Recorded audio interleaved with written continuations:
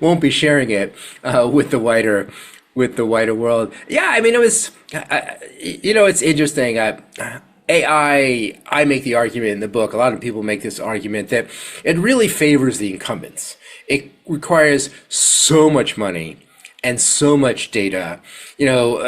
Apple keeps on stumbling, but I wouldn't count Apple out, right? They're on a billion plus users. Facebook is hardly at the leading edge, but they have billions of loyal users and all.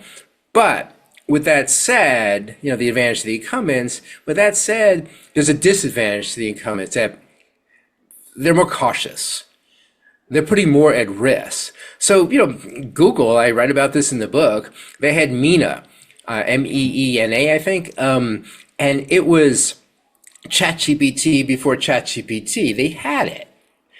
It was like 2020, a couple of years before ChatGPT came out, but they were scared of it. PR, the marketing people were fearful, like, oh my goodness, what if it says something inappropriate? There was Microsoft released one called Tay in 2016.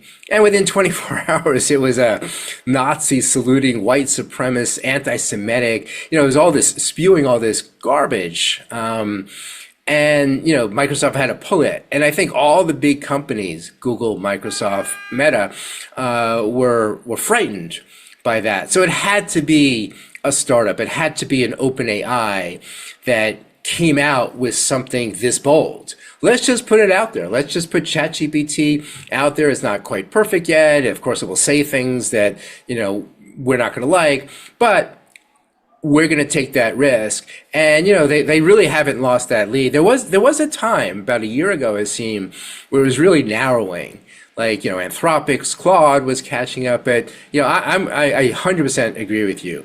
This is OpenAI's fight to lose. And I do think there's a very good chance they will, given they're up against Google, Microsoft,